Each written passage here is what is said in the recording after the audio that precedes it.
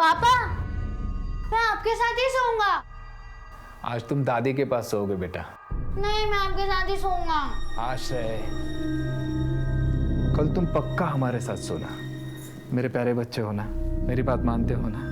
ठीक है, आज मैं दादी के साथ सो जाता हूँ, लेकिन कल आपके साथ और नहीं मम्मी के साथ ही सोऊंगा। पक्का मेरा प्यारा बच्चा। चलो, दादी राह देख रही होगी।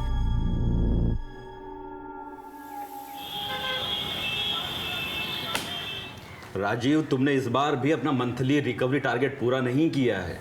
अगर नहीं हो रहा हो तो बता दो मुझे, तुम्हारा रिप्लेसमेंट ढूंढना पड़ेगा। नहीं सर, मैं पूरी कोशिश करूंगा सर। आप तो जानते हैं सर मेरी हालत। इसीलिए मौका दे रहा हूं।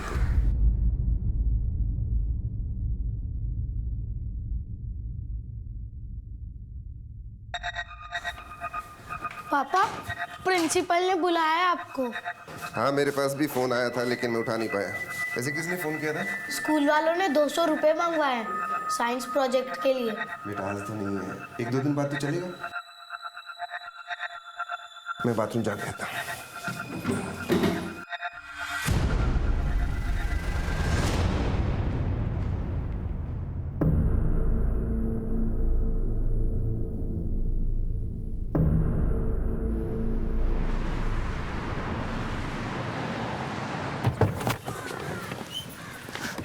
नमस्ते नमस्ते नमस्ते।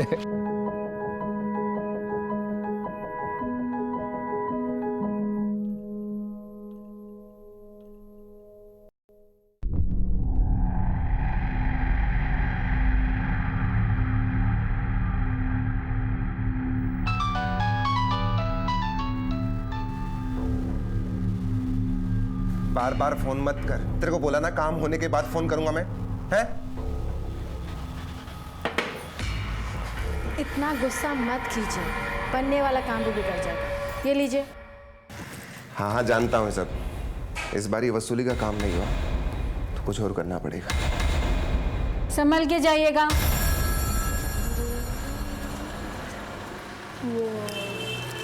चलो बेटा, मुझे काम से जाना है। मैं भी आऊंगा आपके साथ। बेटा मुझे कुछ अर्जेंट काम से जाना है। चलो मैं तो। भी आऊंगा बस। चल पीछे बैठ।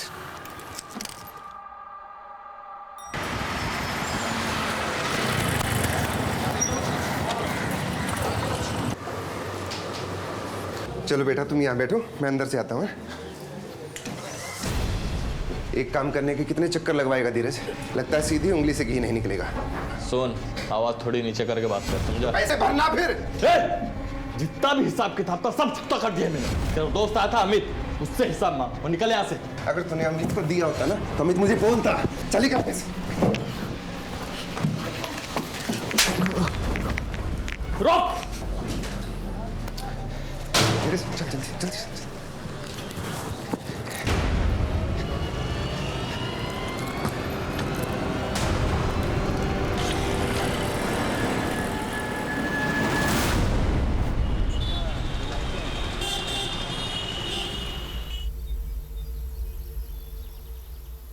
सर, ये रेखा जी हैं। कलराज सिंह के पति राजीव और बेटा राहुल गायब है। बैठिए।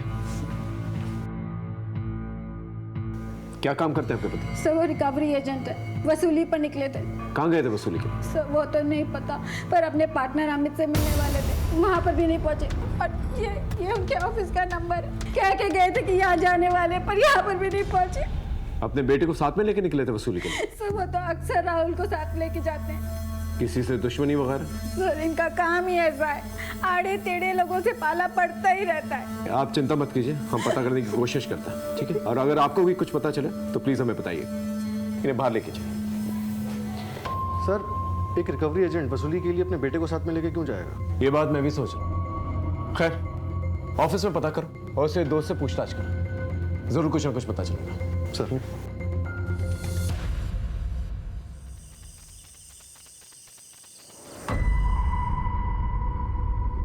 The number you are trying to call is currently switched off. The number you are trying to call is currently switched off.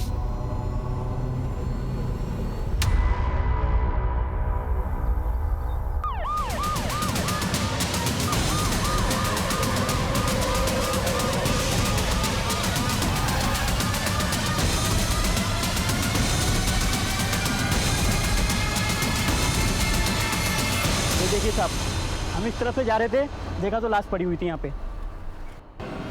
ये तो राजीव है। कल ही इसकी वाइफ उसके और उसके बच्चे की मिसिंग कंप्लेंट लिखवा के गई थी। सर पर चोट का निशान है, लगता है मौत इसी चोट की वजह से हुई है। वैसे बॉडी को देख के लगता है कि मरने से पहले इसने काफी स्ट्रगल किया होगा। वसूली के लिए निकला था और यहाँ आकर मारा गया। इसके साथ इसका बेटा भी था। तुमने किसी बच्चे को देखा? नहीं साहब। सर राजीव के ऑफिस से पता चला है कि आखिरी बार वो वसूली के लिए किसी वर्मा नाम के बिजनेसमैन के पास गया था, और वर्मा के ऑफिस से पता चला कि वो भी अब गायब है और उसका फोन भी स्विच ऑफ है। कहीं ऐसा तो नहीं कि मर्डर उसी से लिंक्ड हो? गणेश नगर इस जगह से काफी दूर है। इसके साथ इसका बच्चा भी था। कहीं से मार के इसके बच्चे को तो नहीं उठा के ले गए, या फिर उसके बच्चे को भी यहाँ पर मार कर रख दिया। आसपास का एरिया चेक करो और लोगों से पूछताछ करो। क्या सर? इसके कॉल डिटेल्स निकालो, देखो आखिरी बार किससे बातचीत हुई इसकी। सर ये वसूली वालों के आए दिन लोगों से पंगे होते रहते हैं। मर्डर वसूली के लिए हुआ है कुछ और ये पता लगाना होगा। इसके क्लाइंट का क्या नाम था? वर्मा सर। उसका मोबाइल ट्रैकिंग पे डालो और उसके ऑफिस और घर पर नजर रखो। इसकी पत्नी और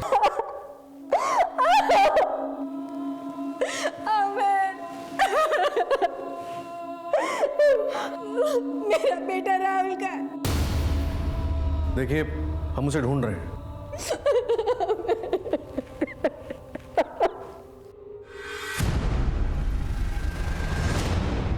सर रेखा की हालत मुझसे देखी नहीं जा रही है, प्लीज़ कुछ कीजिए सर। राजीव का आखिरी कॉल तुम्हें ही आया था ना?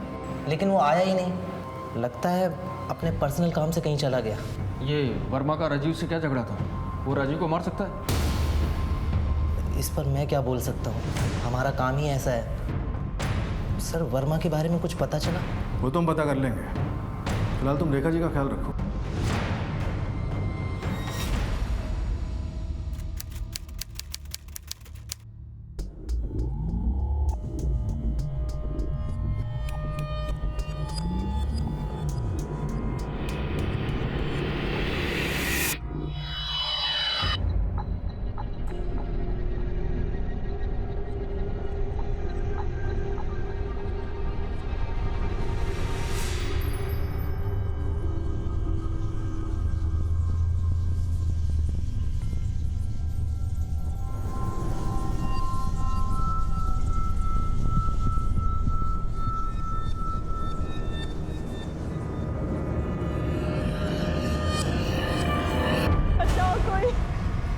बचाओ मुझे, बचाओ मुझे, जला दे वो मुझे मार देगा।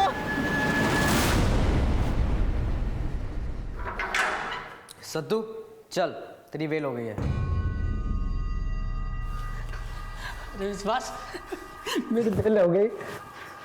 मैं तैयारी करता हूँ, तू बाहर आ जा, फिर मिलते हैं। मुझसे एक हफ्ते की बात है, मेरी भी बेल हो जाएगी। हाँ तो ठीक है ना, तेरे बाहर आते ही सारे काम निपटा देंगे। बस तू अपना ध्यान रख। चलता हूँ दोस्त। चलिए हवलदार साहब। देखिए आप टेंशन मत लीजिए, पैसे आपको पूरे मिल जाएंगे, बस काम पूरा हो जाना चाहिए। समझिए आपका काम हो गया।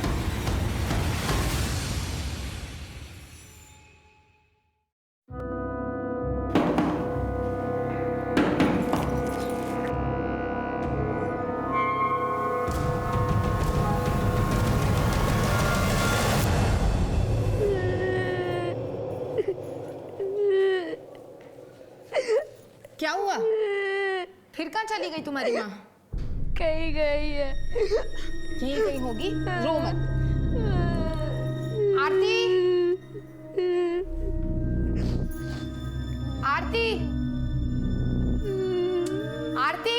भाभी, भाभी, क्या हुआ? देखो क्या हो गया।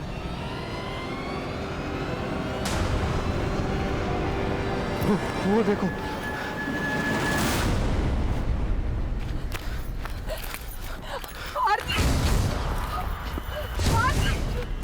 ये कैसे हो गया?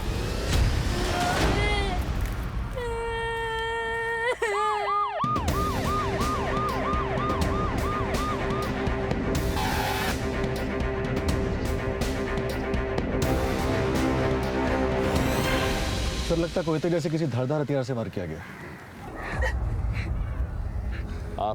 आप कौन? मेरी ननद नहीं। मैं घर पर ही थी, कुछ काम से अपने कमरे में गई थी तो उस तरफ है हमारा घर।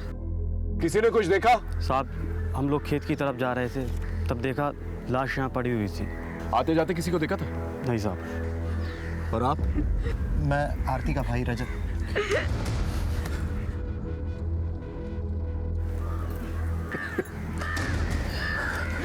तेरी किस्मत में माँ का प्यार नहीं है बेटा। ये कौन है? आरती के पति अंकित। 15 दिन पहले ही दोनों की शादी हुई थी। शादी के बाद आरती पहली बार मायके आई थी।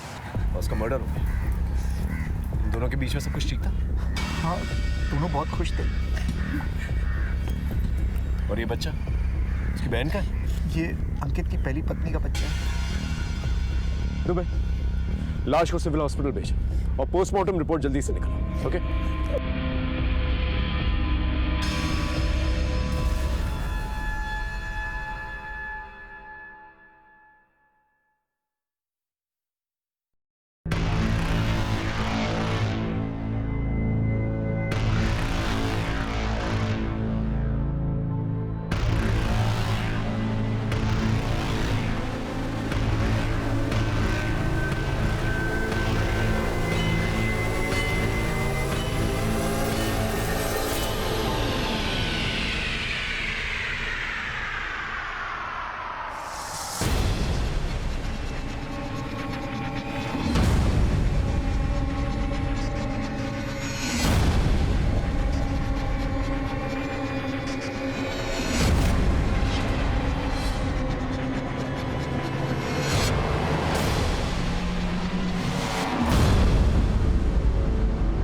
आपकी पत्नी को इतनी बेरहमी से मारा गया, आपको किसी पे शक है? नहीं सर, सब कुछ तो ठीक चल रहा था। अभी 2 दिनों पहले ही मायके आई थी, फिर ये वारदात हो गई सर। देखिए, आपका पर्सनल मामला, लेकिन हमारा जानना बहुत ज़रूरी है। आपका 10 साल का बच्चा है। आपकी ये शादी आरती के साथ उसकी मर्जी से हुई थी? जी हाँ सर, आरती की फैमिली से थोड़ी जान पहचान थी, उनके यहाँ से रिश्ता आया तो मैंने भी स्वीकार कर लिया। अब सर मुझे बीवी की ज़रूरत थी और मेरे बच्चे को माँ की। ठीक है, आप जान सकते हैं। जैसे हमें कुछ पता चलेगा हम आपको बताएंगे। दुबे, इसकी शादी की कहानी तो बहुत इंटरेस्टिंग है। पता करो ये सच बोल रहा है कि नहीं, क्योंकि महज 15 दिनों की शादी के बाद लड़की की मौत हो जाती है। ये बात जरूर कुछ कह रही है। सर राजीव के सर पे चोट तो पत्थर से लगी है, लेकिन उसकी मौत स्ट्रैंगुलेशन की वजह से हुई है।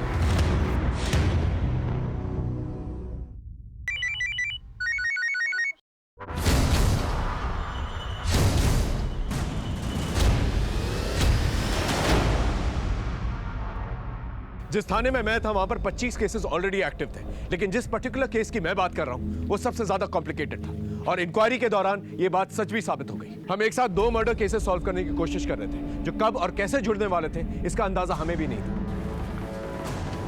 कहाँ है बच्चा?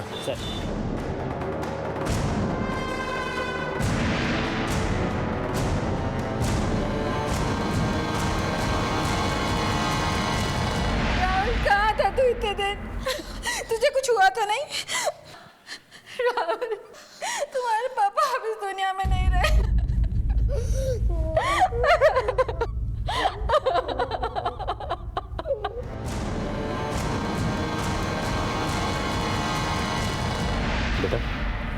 बेटा तुम वहां कैसे पहुंचे? पापा ने मुझे शॉप पे छोड़ के चले गए। अब सुनो, तुम यहाँ आधे घंटे बैठो, मैं भी आता हूँ। और भूख लगे तो कुछ खाना खा लेना, ठीक है? कहीं जाना मत। मैं उनका वेट करता रहा, पापा नहीं आए तो मैं उन्हें ढूंढने के लिए चला गया और ढूंढते ढूंढते वहाँ पहुँच गया। पापा किसी के साथ थे? अकेले थे। कुछ बताया किससे मिलने जा रहे थे? नहीं सर। अच्छा बेटा, इससे पहले तुम वहां पहुंचे, क्या हुआ था? क्या तुम वर्मा अंकल के ऑफिस में गए थे? जी सर, वहाँ पापा का वर्मा अंकल के साथ झगड़ा हो गया था। अगर तुमने अमित को दिया होता ना तो अमित मुझे बोलता। चली कर पैसे।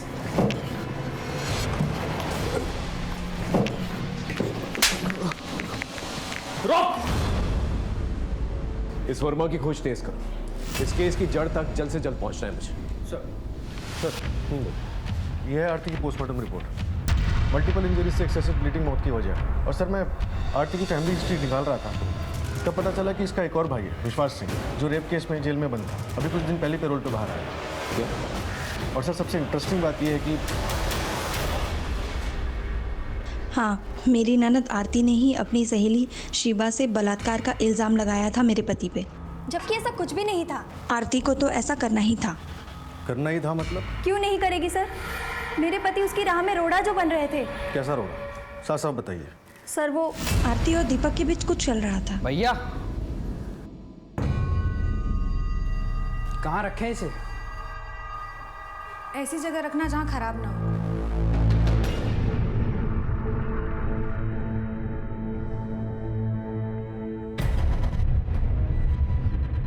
छोड़ो, भैया आ जाएंगे। अरे कहाँ भैया है? दीपक! तेरी तो कौड़ी की औकात नहीं, हमारे घर की इज्जत और हाथ डालता है। आंखें निकालूंगा मैं तेरी। चल चल निकल यहाँ से। क्या हुआ? और दोबारा दिखाई मत पड़ना। और तू?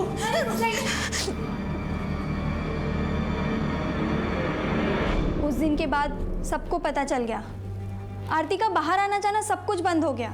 रिश्ता ढूंढने लगे थे उसका, इसी का बदला लेना था उसे विश्वास से, इसलिए उसने शिवा का साथ दिया, जबकि ऐसा कुछ नहीं था। चल कल मिलते हैं। अरे यार इतना अंधेरा हो गया तो कैसे जाएगी? अरे मैं चली जाऊंगी, तुझे घबराने की कोई बात नहीं। मैं उधर ही जा रहा हूँ। चलिए मैं आपको छोड़ देता हूँ। आइए।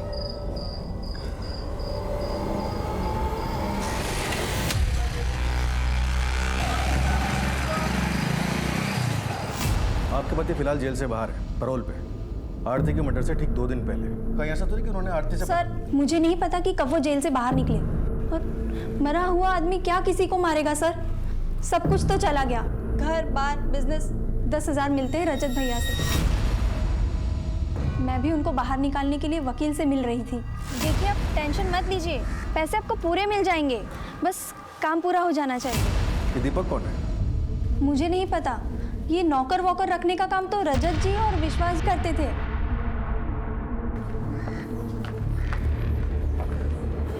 इस घर पे नजर रखो। विश्वास जेल से बाहर है, यहाँ जरूर है। Yes sir.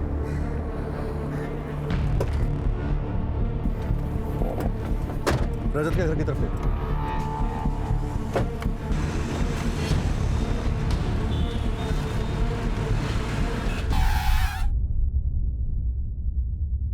परिवार की इज्जत बचाने की खातिर इस मामले को दबाने की बहुत कोशिश की, लेकिन दीपक के प्यार के चक्कर में पड़ के आरती उसके साथ भाग जाना चाहती थी।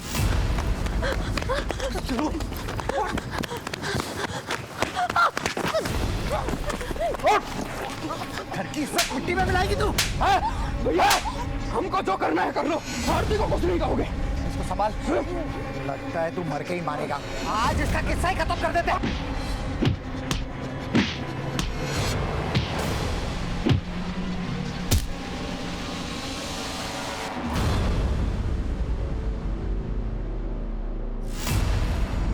मामला इतना बढ़ गया था कि पंचायत तक पहुंच गया।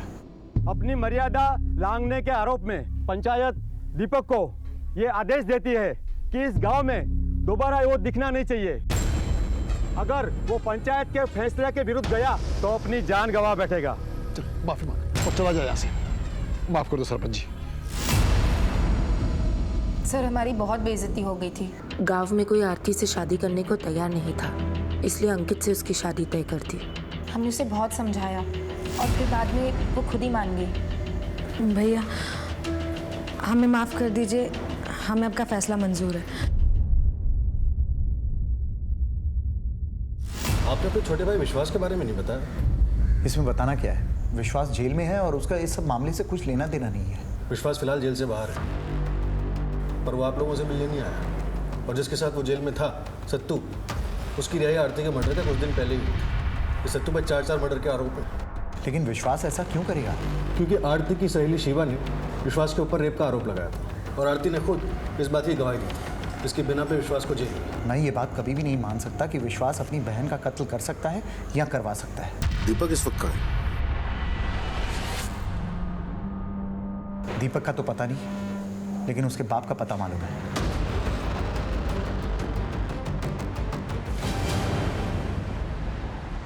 साहब, पंचायत के फैसले के बाद दीपक दिल्ली चला गया और वहीं काम करता था।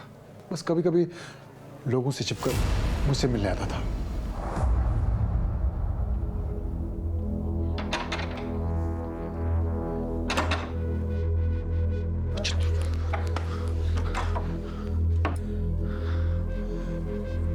बेटा, तू इस तरह जान जोखिम में डाल के मत आया कर। किसी को पता चल गया ना, अनर्थ हो जाएगा, अनर्थ। और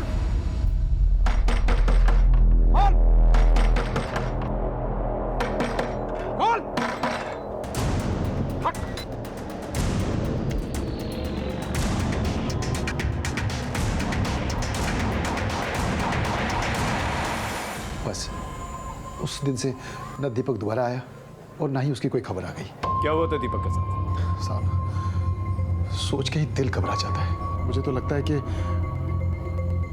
उन लोगों ने मार दिया होगा दीपक को। किसने?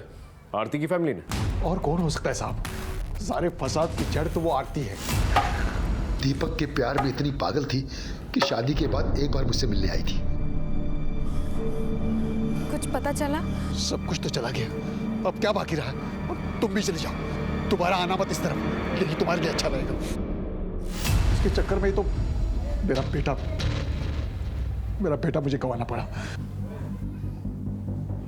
ठीक है, आप मिसिंग कंप्लेंट दर्ज कराइए, बाकी हम देखते हैं। ठीक है साहब।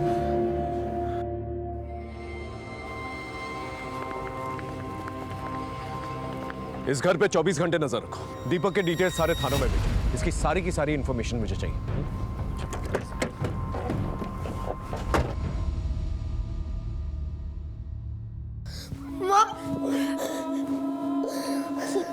माँ, मैं बहुत बुरा हूँ माँ। मैंने पापा की जेब में से पैसे चुराए थे। सॉरी पापा, अब मैं कभी चोरी नहीं करूँगा। लेकिन आप वापस आ जाओ। मुझे पैसे नहीं चाहिए, मुझे पापा चाहिए। पापा प्लीज।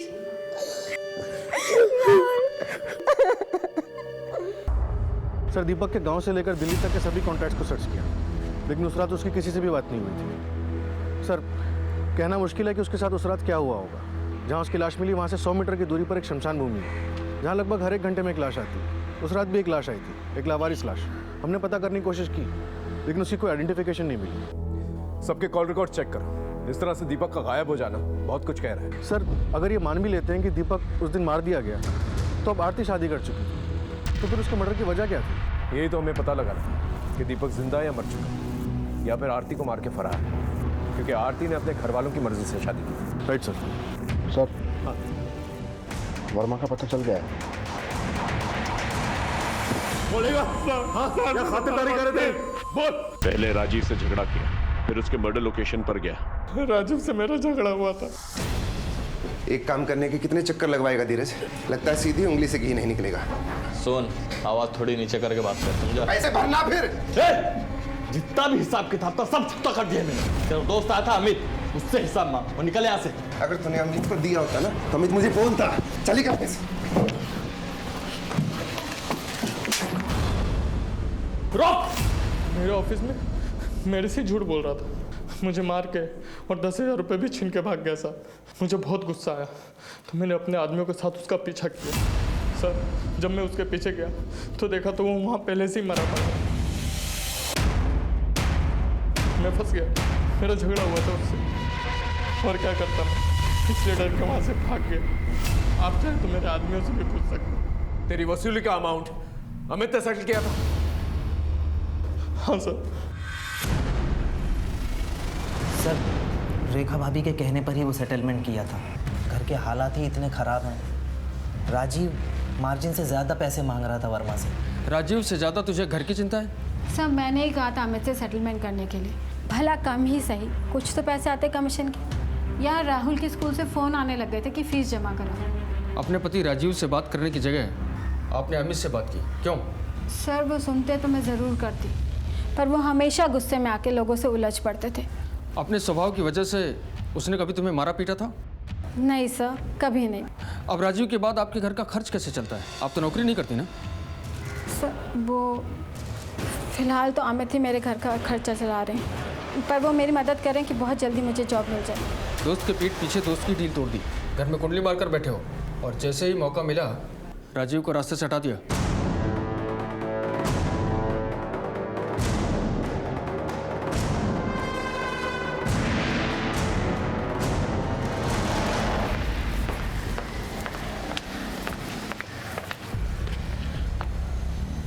लगता है बच्चा कुछ न कुछ जानता है, एक बार इससे सीक्रेटली मिलना पड़ेगा।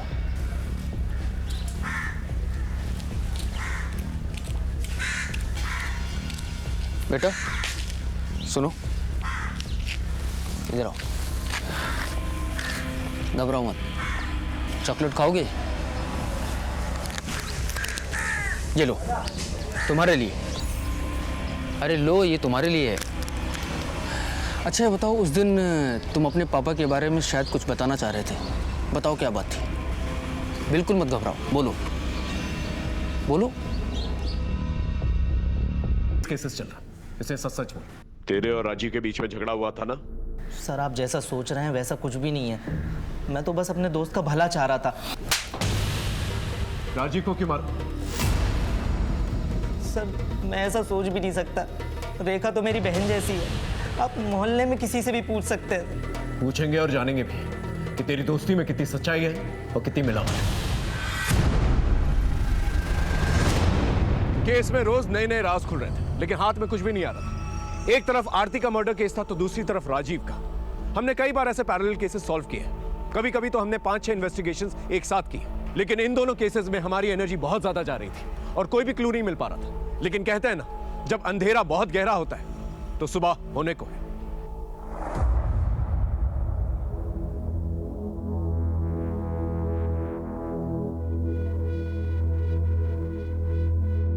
सर आपका अंदाजा सही निकला। दीपक को लेकर जो कुछ भी आपने सोचा था वो ठीक उसी तरीके से हुआ।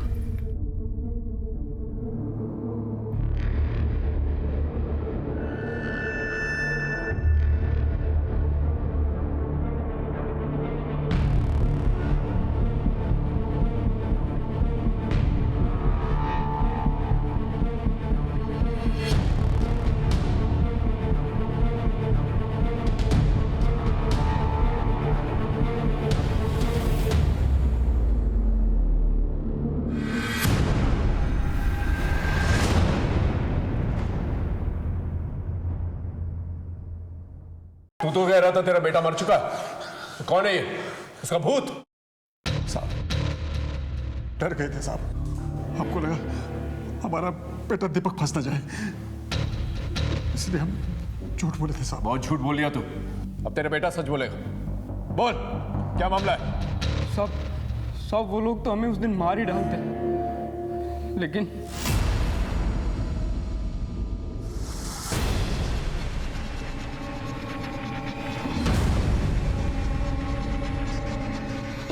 भाई अरे इसे छोड़ दो, मेरा इकलौता बेटा, इसे छोड़ दो, इसे छोड़ दो, इसे माफ कर दो।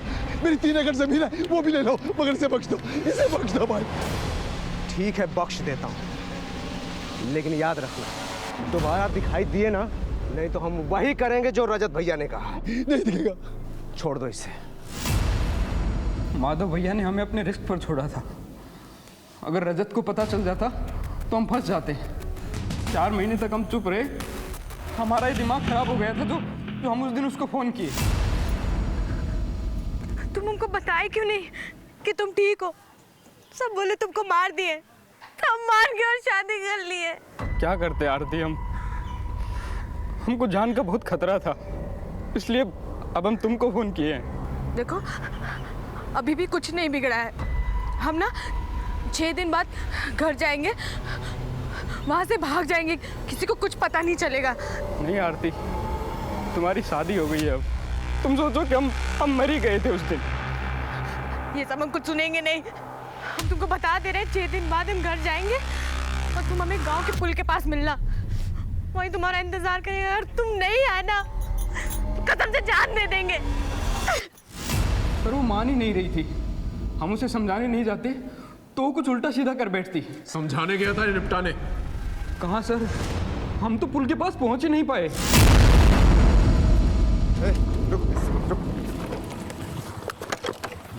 क्या आदेश है? अभी कौन हो भाई? किया क्या है मैंने?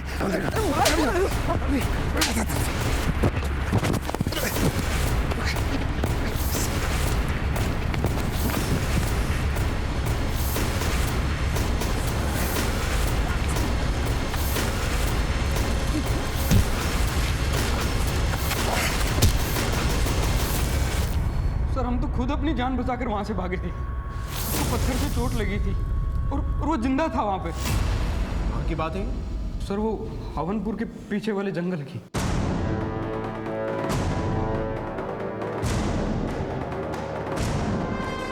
क्या ये वही आदमी है? हाँ साहब, ये वही था ये।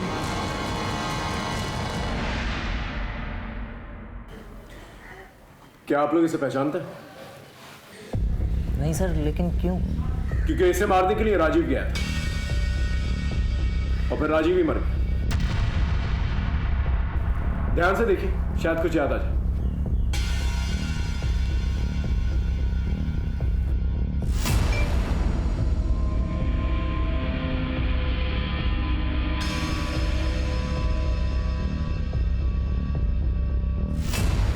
हाँ सर, अब याद आया। इस आदमी की फोटो तो मैंने राजीव के मोबाइल पर देखी थी कुछ दिन पहले। राजीव का केस सुलझते सुलझते और उलझ गया था, लेकिन इतना तो तय था कि आरती और राजीव के मर्डर्स को रिलेटेड थे। आरती के मर्डर केस के अंदर रजत की तरफ से ऑनर किलिंग और विश्वास की तरफ से रिवेंज की दस्तक आ रही थी। रास्ता सामने होते हुए भी हमें दिख नहीं रहा था, क्योंकि अभी भी पूरी तरह से धुंध छटी नहीं थी।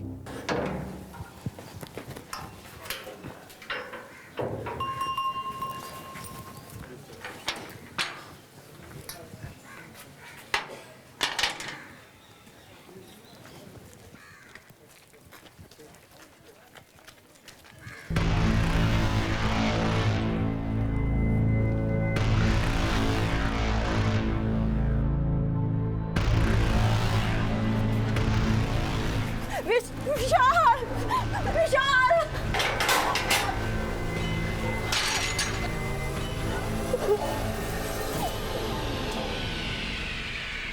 फिर वो विश्वास था?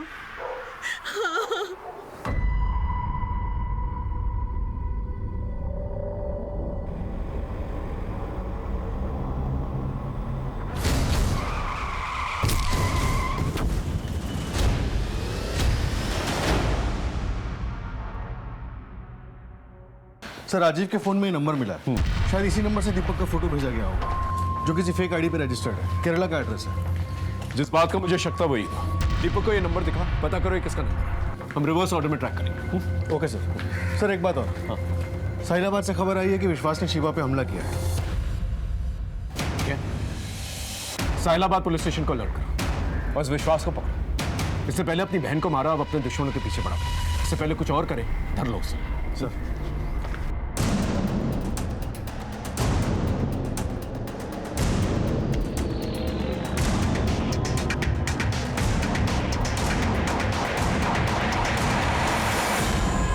तो विश्वास कानून को चकमा देके अपने बदले पूरा करता फिर रहा है। पहले अपनी बहन आरती को मार दिया, अब उसकी दोस्त शिवा के पीछे पड़ा हुआ। मैंने किसी को नहीं मारा सर, मैं तो बस सच जानने के लिए घूम रहा हूँ। कौन सा सच?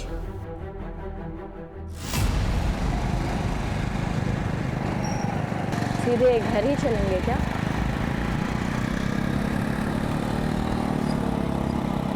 कोई और ठिकाना तो होगा ही आपका, वहाँ चलो।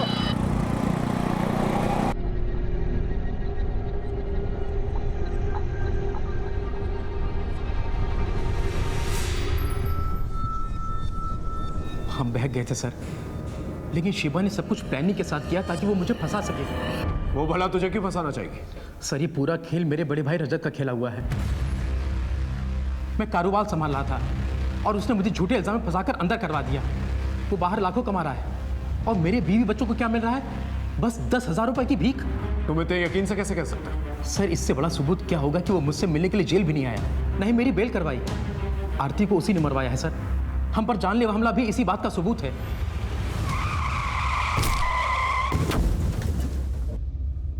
एक रेप केस में जेल गए आदमी पर भरोसा करना बहुत मुश्किल था, लेकिन जांच करना हमारा फर्ज था। इसलिए हमने जड़ें खोदना शुरू की और साथ ही साथ उस रेप केस की सच्चाई जानना हमारे लिए बहुत जरूरी था। बोलो। सर मुझे 10 लाख रुपए का ऑफर दिया गया था विश्वास को फंसाने के लिए। किसने दिया था ये काम? केस के दायरे बढ़ते जा रहे थे और साथ ही साथ हमारी इंक्वायरी भी, और फिर हमने केस से रिलेटेड हर एक इंसान को टटोलना शुरू किया और आखिरकार हमें एक सिरा मिल ही गया। सर ये ट्रांजैक्शन काफी टाइम से चल रहा है और ये बैंक जिस गांव में है ये दोनों भी उसी गांव के हैं। दुबे 100% मोटिव यही है, लेकिन फिर भी हमें ठोस सबूत चाहिए। इनके गांव जाके पता करो। Okay sir. सर दीपक ने बताया कि उसका फोटो आरती के मोबाइल में था, उसका मोबाइल ट्रैकिंग पे डाल दिया है। ठीक है, पहले इससे निपटते हैं।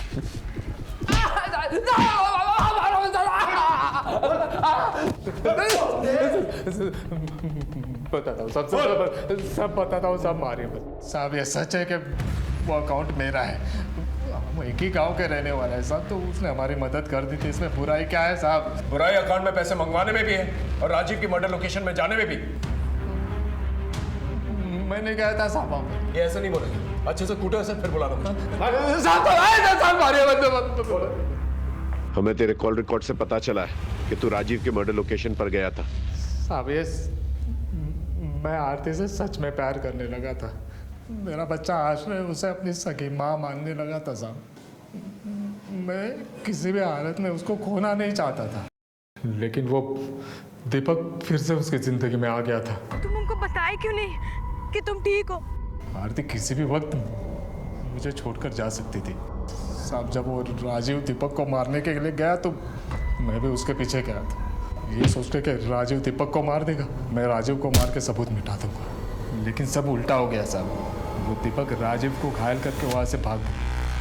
मैंने सोचा फिर भी राजीव को मार देता, क्योंकि इल्ज़ाम दीपक पर आएगा और वो सारी जिंदगी जेल में सड़ेगा।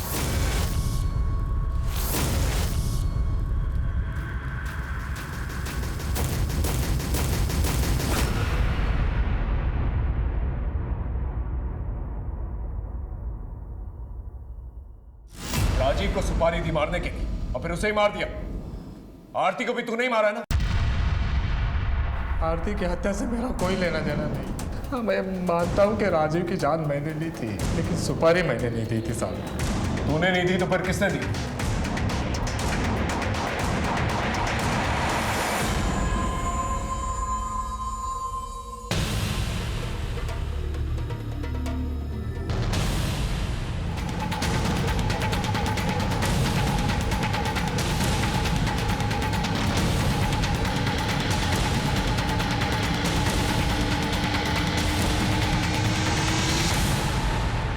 अंकित पे ये मेहरबानी किसने की ये हमें पता है, लेकिन क्यों की ये तुम हमें बताओगे।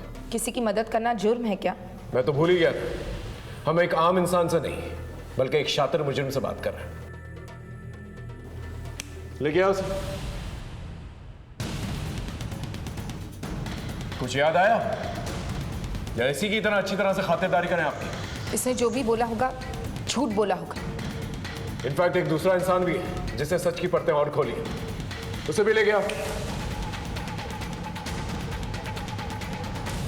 बताओ इन्हें जो कुछ भी हमें बताया।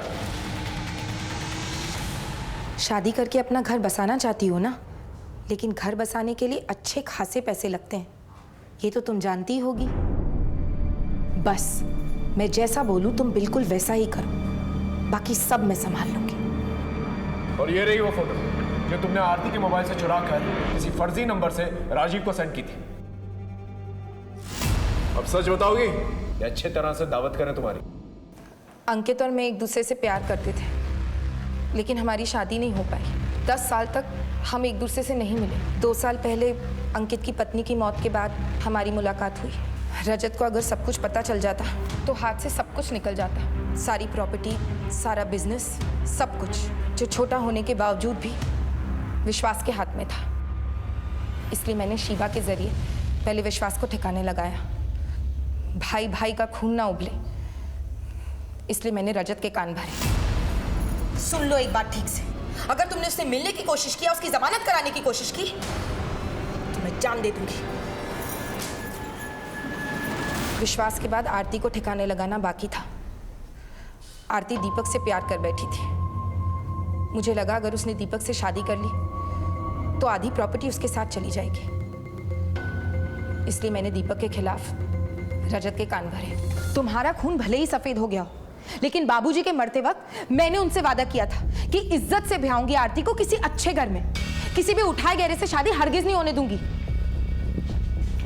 फिर मैंने आरती की शादी अंकित के साथ तय कर दी ताकि मैं जिंदगी भर अंकित के साथ रह सकूं।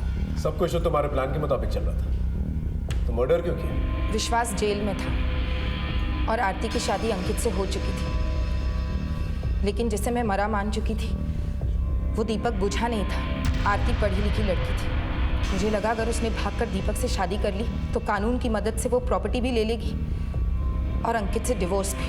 इसलिए मैंने राजीव को सुपारी दी दीपक को मारने के लिए। राजीव मुझे काम की तलाश में मिला था। आरती को कैसे मारा?